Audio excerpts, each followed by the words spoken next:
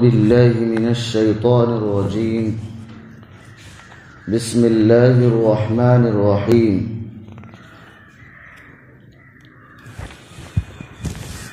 وَلَقَدْ جَاءَتْ رُسُلُنَا إِبْرَاهِيمَ بِالْبُشْرَى قَالُوا سَلَامًا قَالَ سَلَامٌ فَمَا لَبِثَ أَنْ جَاءَ بِعِجْلٍ حَنِيذٍ فَلَمَّا رَأَى أَيْدِيَهُمْ لَا تَصِلُ إِلَيْهِ نَكِرَهُمْ وَأَوْجَسَ مِنْهُمْ خِيفَةً قَالُوا لَا تَخَفْ إِنَّا أُرْسِلْنَا إِلَى قَوْمِ لُوطٍ وَامْرَأَتُهُ قَائِمَةٌ فَضَحِكَتْ فَبَشَّرْنَاهَا بِإِسْحَاقَ وَمِنْ وَرَاءِ إِسْحَاقَ يَعْقُوبَ قالت يا ويلتى أألد وأنا عجوز وهذا بعلي شيخا إن هذا لشيء عجيب.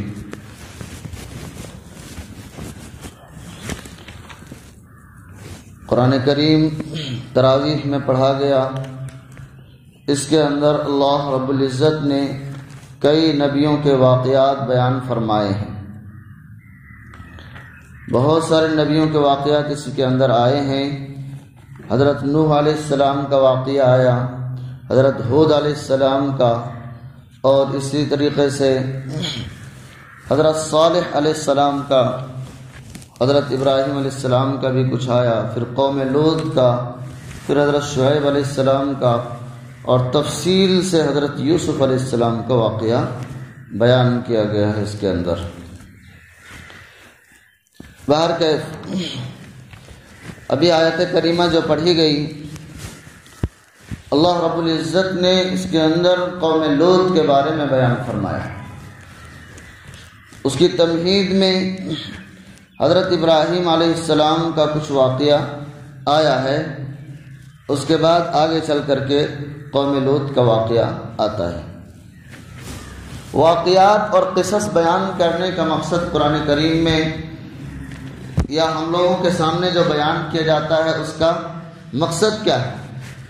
مقصد یہ ہے کہ نصیحت لی جائے، اور جو گزشتہ قومیں اگر اچھائی کو حاصل کی ہیں کسی کام کو کر کے، تو ہم ان اچھائیوں تک پہنچنے کی کوشش کریں، اور اگر ہلاک اور برباد ہوئی ہیں کسی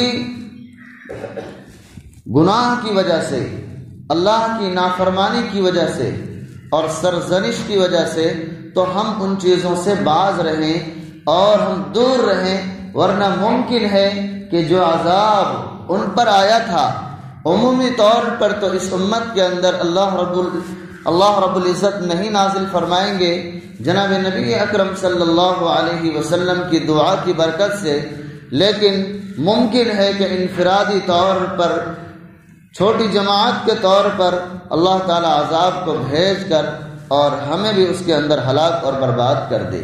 اس لیے ان چیزوں سے پرہیز کرنا اور ان واقعوں سے عبرت حاصل کرنا اور نصیحت حاصل کرنا یہ انتہائی ضروری ہے. اور قرآن کریم کے اندر قصص بیان کرنے کا ایک مقصد یہ بھی ہے. حضرت لوط علیہ السلام عمورہ اور صدوم بستی کی طرف مبعوث فرمائے گئے تھے، جو آج اردن کے اندر جہاں بحر میت ہے، بحر میت اس کے اندر عجیب و غریب پانی ہے. اللہ رب العزت نے جب قوم لوط پر وہاں عذاب آیا تو اس بستی کو تقریباً 400 میٹر زمین کے اندر دھسا دیا، جو آج صرف وہاں پانی ہی پانی رہتا ہے. اور اللہ کی قدرت دیکھیے کہ اس عذاب کی وجہ سے اس پانی کے اندر ایک بھی کوئی جانور زندہ نہیں رہ پاتا، ایک بھی کوئی جانور زندہ نہیں رہ پاتا. ایسا عجیب و غریب پانی، مچھلی ڈالیں، مینڈک ڈالیں، کچھ بھی زندہ نہیں رہتا. بڑی عجیب پانی ہے جس کے اندر اللہ رب العزت کا عذاب آیا ہوا ہے. حضرت لوط علیہ السلام ایک جلیل القدر پیغمبر ہے، بڑے نبی ہیں، اور جلیل القدر پیغمبر ہونے کے ساتھ ساتھ اللہ رب العزت نے بہت سارے خصوصیتوں سے انہیں نوازا تھا. ان کی قوم کئی برائیوں کے اندر مبتلا تھی، کئی برائیوں کے اندر لکھا ہے تفسیر کے اندر کہ جتنی برائیاں دنیا کے اندر ہو سکتی تھیں ساری کی ساری اس کے اندر پائی جاتی تھی، ساری کی ساری اس کے اندر پائی جاتی تھی۔ خصوصیت سے اس کے اندر کئی چیزیں تھیں۔ ایک تو یہ تھا کہ اگر کوئی شخص باہر سے تجارت کرنے کے لیے آیا، سامان بیچنے کے لیے آیا، تو وہ لوگ راستے میں گھاٹ لگا کر کے بیٹھتے تھے اور جمگھٹا بنا کر کے بیٹھتے تھے اور اس پر کنکری پھینکتے تھے۔ جس کی کنکری لگ گئی اس کے سامان کو، اس کا سامان چھین لیا گیا، اس کا سامان چھین کر کے رکھ لیا گیا، اس کا کوئی معاوضہ نہیں دیا جائے گا، کوئی اس کو بدلہ نہیں دیا جائے گا۔ یہ برا کام بھی ان کے اندر تھا۔ اور ایک عجیب و غریب کام جو تھا وہ تھا عورتوں کے بجائے مردوں کی طرف رغبت اور جنسی ملاپ مردوں سے اور نوجوان لڑکوں سے کرتے تھے۔ یہ انتہائی برا فعل تھا۔ اس سے پہلے دنیا میں ایسا عمل کسی نے نہیں کیا تھا، کسی نے نہیں کیا تھا۔ حضرت لوط علیہ السلام نے بہت سمجھانے کی کوشش کی، ہر ممکن سمجھایا، کوئی کسر نہیں چھوڑی۔ ابھی انداز آ رہا ہے سمجھانے کا آگے کہ کس طریقے سے، کس درد کے ساتھ اور کس انداز میں حضرت لوط علیہ السلام نے اپنی قوم کو سمجھایا، لیکن ان کی قوم باز نہیں آئی۔ تب اللہ رب العزت نے ان کے اوپر عذاب نازل فرمایا۔ شروعات یہاں سے ہوتا ہے وَلَقَدْ جَاءَتْ رُسُلُنَا إِبْرَاهِيمَ بِالْبُشْرَى قَالُوا سَلَامًا، اور جب آئے ہمارے بھیجے ہوئے ابراہیم علیہ السلام کے پاس بشارت لے کر کے تو ان لوگوں نے کہا سلاما، سلامتی ہو، یعنی سلام کیا۔ قال سلام، حضرت ابراہیم علیہ السلام نے جواب دیا آپ پر بھی سلامتی ہو۔ فما لبث ان جاء بعجل حنیذ، تو تھوڑی دیر کے اندر بھنا ہوا بچھڑا لے آئے حضرت ابراہیم علیہ السلام۔ اللہ رب العزت کو جب وہ بستی قوم لوط کی بستی ہلاک کرنا منظور ہوا اور جب چاہا کہ ان کی بستی کو، ان کے لوگوں کو ہلاک کر دیا جائے، برباد کر دیا جائے، تو حضرت ابراہیم علیہ السلام کے پاس حضرت جبریل علیہ السلام اور ان کے ساتھ دو فرشتے اور آئے، ان کے ساتھ دو فرشتے اور آئے اور قیام فرمایا۔ حضرت ابراہیم علیہ السلام کے پاس آنے کے بعد ان کو سلام کیا۔ کئی ریزن ہیں اس کے، حضرت ابراہیم علیہ السلام کے پاس کیوں آیا، ابھی انشاءاللہ آتا ہے۔ حضرت ابراہیم علیہ السلام کے لوط علیہ السلام، حضرت لوط علیہ السلام حضرت ابراہیم علیہ السلام کے بھتیجے تھے اور انہی کی پرورش میں بچپن کو گزارا تھا، اور اسی طریقے سے حضرت لوط علیہ السلام نے پہلے اسلام جو قبول کیا، ایمان جو لائے وہ حضرت ابراہیم علیہ السلام پر انہوں نے ایمان کو قبول کیا تھا۔ وَلَقَدْ جَاءَتْ رُسُلُنَا، اور جب ہمارے بھیجے ہوئے ابراہیم علیہ السلام کے پاس آئے بشارت لے کر کے، بشارت کیا ہے آگے آ رہا ہے۔ قالوا سلاما، تو ان لوگوں نے سلام کیا اور حضرت ابراہیم علیہ السلام نے سلام کا جواب دیا۔ تو تھوڑی دیر میں بھنا ہوا یہ بچڑا لے آئے۔ حضرت ابراہیم علیہ السلام انتہائی مہمان نواز تھے، بہت زیادہ مہمانوں کا اکرام کرتے تھے، بہت زیادہ مہمانوں کی عزت، احترام اور ان کی خاطر تواضع ان کی گھٹی میں پڑا ہوا تھا۔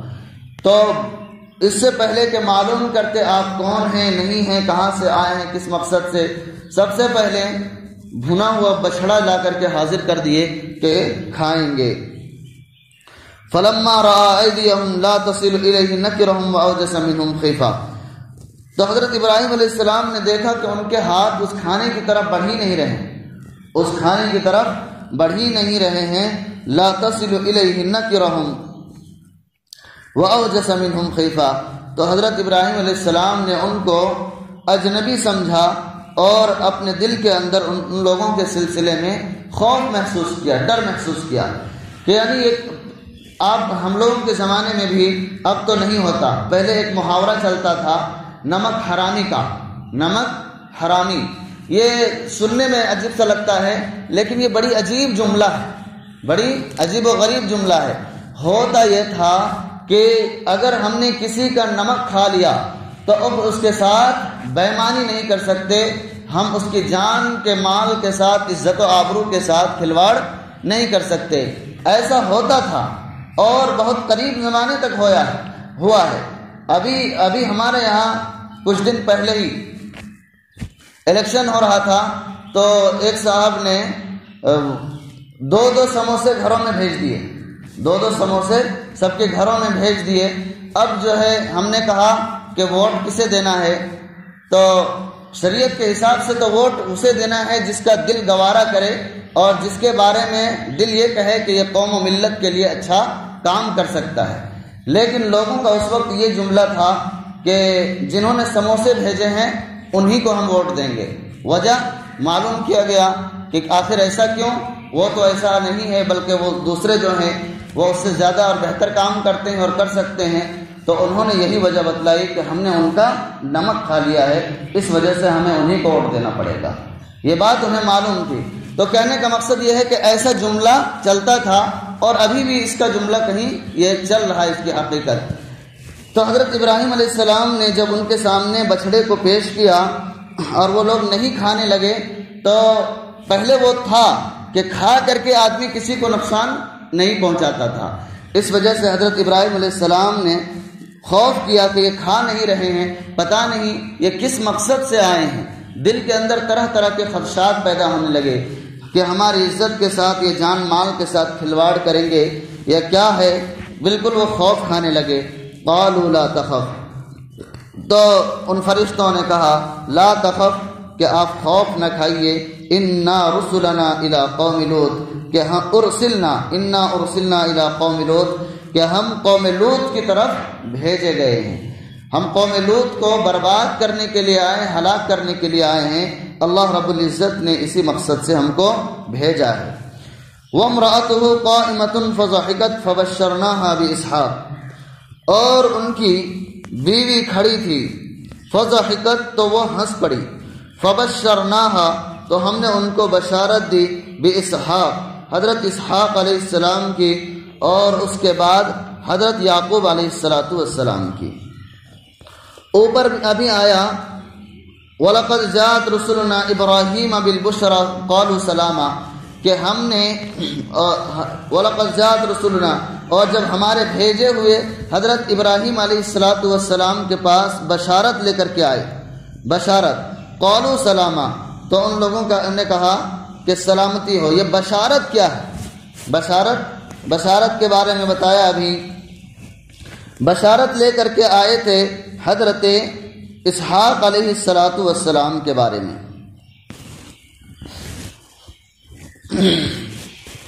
حضرت اسحاق علیہ السلام کے بارے میں، اور ان کے بعد حضرت یعقوب علیہ السلام کے بارے میں۔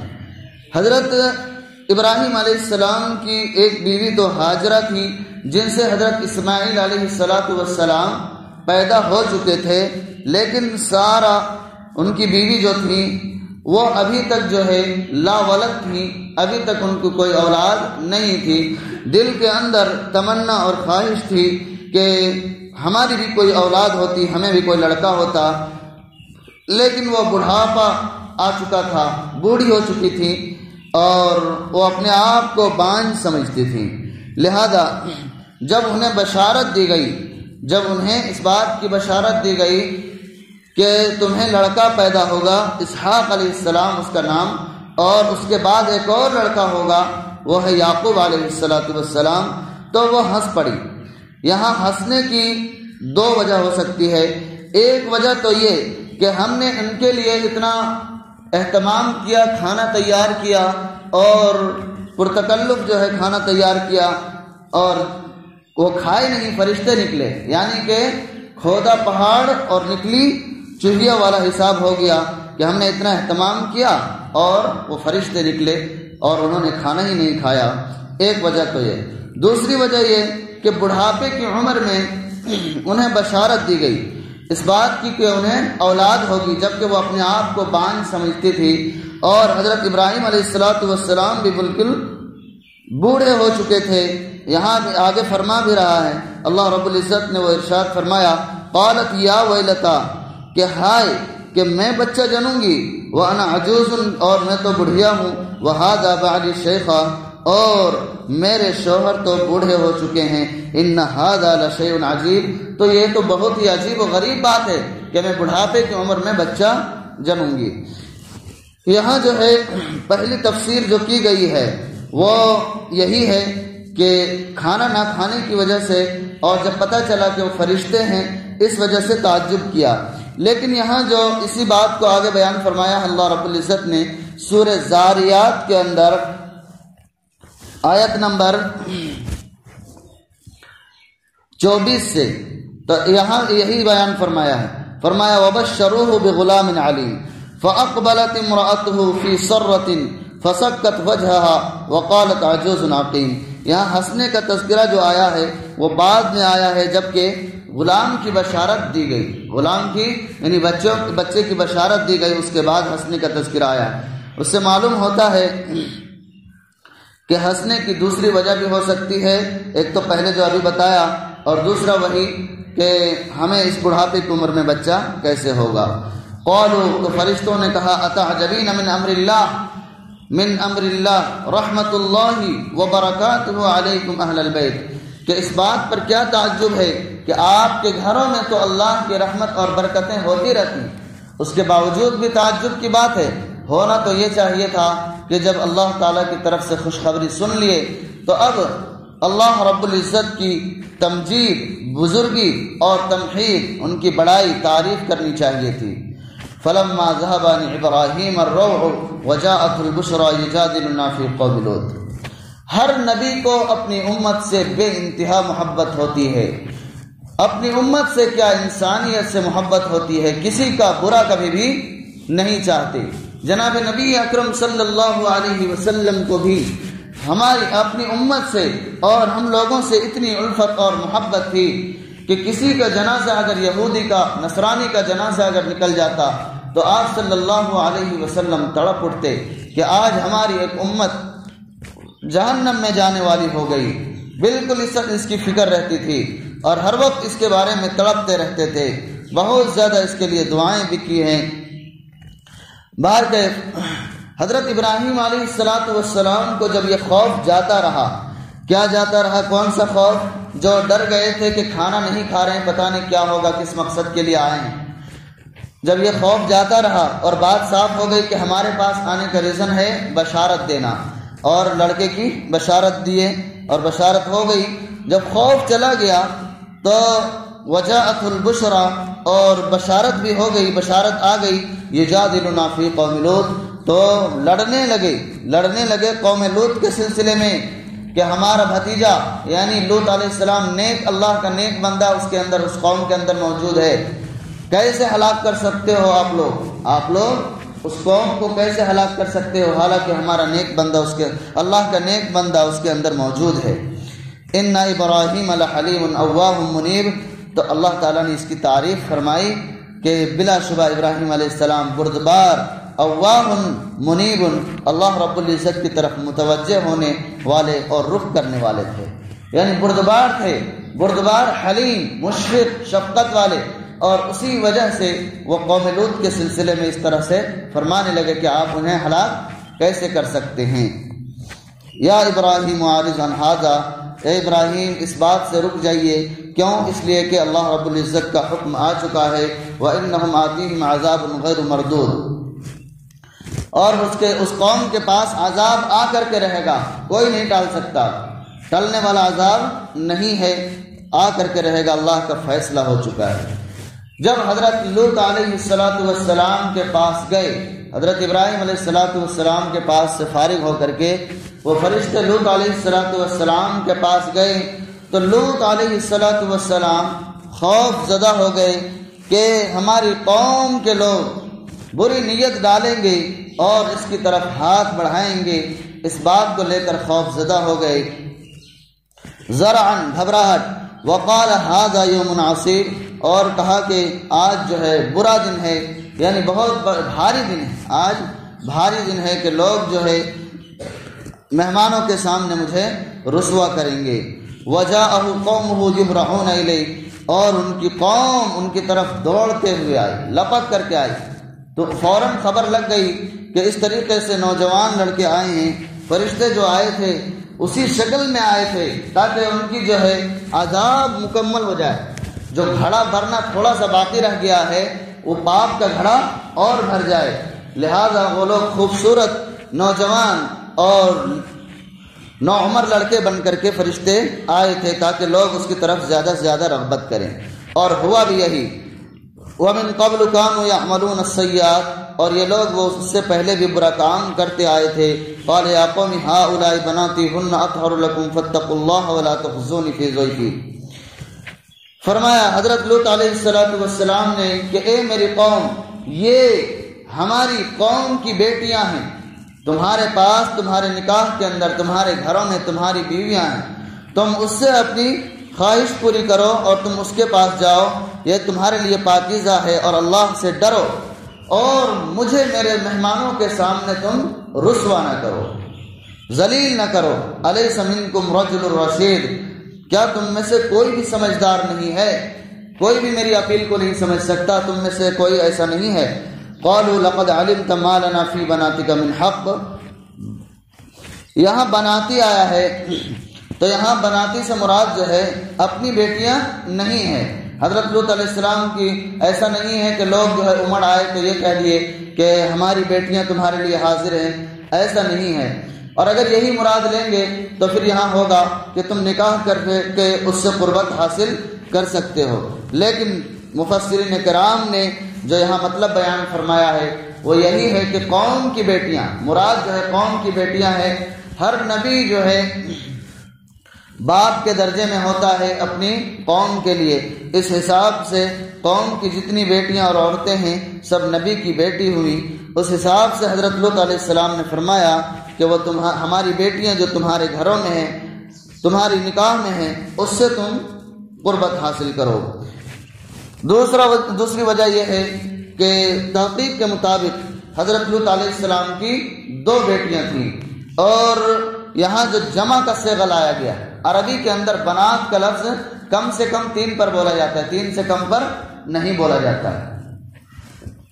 بہرکیف الیس منکم رجل رشید قالوا لقد علمت ما لنا فی بناتک من حق، تو ان لوگوں نے کہا کہ آپ جانتے ہیں کہ مجھے جو ہے ہم لوگوں کو تمہاری بیٹیوں میں کوئی رغبت نہیں ہے، یعنی عورتوں کی طرف وہ لوگ خواہش نہیں کرتے تھے۔ وَإِنَّكَ لَتَعْلَمُ مَا نُرِيدُ، اور ان لوگوں نے کہا کہ ہم کیا چاہتے ہیں تم اس بات کو اچھی طرح جانتے ہو۔ حضرت لوط علیہ السلام سے کو اس طریقے سے بات انہوں نے کہی، حالانکہ حضرت لوط علیہ السلام نے بہت سمجھانے کا پریاس کیا، بہت کوشش کی، نہیں مانے لوگ۔ تو حضرت لوط علیہ السلام اس وقت اتنے رنجیدہ خاطر ہوئے، فرمایا قال لو ان لی بکم قوة او آوی الى رکن شدید، کہ اگر لو ان لی بقوة، اگر مجھے طاقت ہوتی اور ہمت ہوتی تم لوگوں سے لڑنے کی تو میں ہی تم لوگوں سے نمٹ لیتا، یا پھر اگر ہمارے پاس مضبوط جتھا ہوتا، یعنی ہمارا کنبہ اور برادری جو ہے اونچے خاندان سے ہوتا اور بڑے لوگ ہوتے اس میں لڑنے والے، تو میں ان لوگوں کے ساتھ مل کر کے تم سے نمٹتا۔ حضرت آپ صلی اللہ علیہ وسلم نے، جناب نبی اکرم صلی اللہ علیہ وسلم نے فرمایا کہ لوط علیہ السلام پر اللہ تعالی رحم فرمائے کہ ان کے پاس تو اس سے بھی مضبوط چیز تھی، وہ تھی اللہ رب العزت کی طاقت اور اللہ رب العزت کی طرف ان کا متوجہ ہونا، یہ ان کے لیے مضبوط طاقت تھی۔ ترمذی شریف کی روایت میں فرمایا اللہ کے رسول صلی اللہ علیہ وسلم نے کہ اس کے بعد، اس لفظ کے بعد قال لو ان لی بکم قوة او آوی الی رکن شدید، اس کے بعد اللہ رب العزت نے جو بھی نبی بھیجے حضرت لوط علیہ السلام کے بعد وہ مضبوط جتھے والے، اونچے خاندان والے اور اونچی برادری والے کے ساتھ ہی بھیجے۔ برادری تو اونچی رہتی تھی سب کی اعلیٰ، لیکن دنیاوی طاقت کے حساب سے جو مضبوط برادری تھی ان میں نبیوں کو مبعوث فرمایا ان کے بعد۔ جیسے خود آپ صلی اللہ علیہ وسلم کو دیکھ لیجئے کہ قریش کے اور بنو ہاشم کے خاندان میں آپ صلی اللہ علیہ وسلم کو اللہ رب العزت نے مبعوث فرمایا۔ قالوا یا لوط انا رسول ربک، اب جو ہے جب حضرت لوط علیہ السلام کی گھبراہٹ کو اتنا زیادہ محسوس کیا فرشتوں نے، تو اب فرمایا قالوا یا لوط انا رسل ربک، اے لوط ہم بھیجے ہوئے ہیں آپ کے رب کے، یعنی ہم آپ کے رب پروردگار کے بھیجے ہوئے رسول ہیں۔ رسول کا مطلب ہوتا ہے بھیجا ہوا، فرشتے ہیں۔ لن یصلوا الیک، وہ ہرگز نہیں پہنچ پائیں گے آپ تک۔ فاسر باہلک بقطع من اللیل، تو آپ اپنے اہل کو لے کر کے نکل جائیے راتوں رات۔ ولا یلتفت منکم احد، اور نہ متوجہ ہو آپ میں سے کوئی بھی متوجہ نہ ہو، یعنی فکر جو ہے صرف اپنی ذات کی ہونی چاہیے کہ ہم جلد سے جلد یہاں سے نکل جائیں اور کسی طریقے سے ہم دور چلے جائیں۔ الا امرأتک، آپ کی بیوی آپ کا ساتھ نہیں دے گی، وہ آپ کے پیچھے نہیں جائے گی، لہذا کچھ دور جانے کے بعد وہ واپس ہو گئی اور انہوں نے کہا کہ ہم اپنی قوم کے اندر جا رہے ہیں، اور وہ لوٹ آئی۔ انہ مصیبھا ما اصابہم، ان کو پہنچنے والا ہے ما اصابہم، جو کہ ان کو پہنچا۔ ان موعدہم الصبح، اور ان کا وعدہ جو ہے یعنی اس کو مہلت جو ملی ہے وہ صبح تک کی مہلت ملی ہے، یعنی زیادہ ٹائم نہیں ہے، بس آپ نکل جائیے۔ الیس الصبح بقریب، صبح تو بہت قریب ہے۔ اب یہاں آگے اللہ رب العزت نے عذاب کا تذکرہ فرمایا۔ فلما جاء امرنا جعلنا عالیہا سافلہا، بس امرنا، جب ہمارا حکم آیا، عذاب آیا، جعلنا عالیہا سافلہا، تو ہم نے اس کی اوپر کی بلندی کو نیچے کی طرف بدل دیا۔ دو تفسیر اس کی جو ہے لکھی ہے، ایک تو یہی ہے لکھا ہے کہ اس کو اٹھا کر کے فرشتوں نے، حضرت ابراہیم علیہ السلام نے اپنے پر سے اس کو پر کے ایک کونے سے اٹھایا اس بستی کو اور آسمان تک لے جا کر کے اور اوندھا پلٹ دیا اور وہ زمین کے اندر بالکل وہ قوم دھس گئی۔ عالیہا سافلہا، اوپر کا نیچے ہو گیا، یا پھر اس طریقے سے لکھا ہے کہ زوردار دھماکہ ہوا اور جس کی وجہ سے وہ زمین جو ہے بالکل تہس نہس ہو گئی اور وہ کھنڈر کی شکل میں تبدیل ہو گئی۔ وَأَمْطَرْنَا عَلَيْهَا حِجَارَةً مِّن سِجِّيلٍ مَّنضُودٍ، اور ہم نے ان پر پتھروں کی بارش کی، من سجیل، کنکر کے پتھر کی بارش کی، مسومۃ عند ربک، جو آپ کے پروردگار کے پاس نامزد تھے۔ اس پتھروں کے اندر، ان پتھروں کے اندر نام تک لکھے ہوئے تھے کہ یہ فلاں بدماش کو لگے، یہ فلاں گنہگار کو لگے، اس طریقے سے نام تک لکھے ہوئے تھے اور اسی کو جا کر کے لگتا تھا۔ وما هي من الظالمین ببعید، یہاں پیچھے جو بیان کیا گیا ایک چیز کہ حضرت ابراہیم علیہ السلام کے پاس آنے کا کیا مقصد تھا فرشتوں کا، یہاں دو چیز بتائی گئی۔ ایک تو یہ ہے کہ بشارت دینا تھا اور اس بات کو بتانا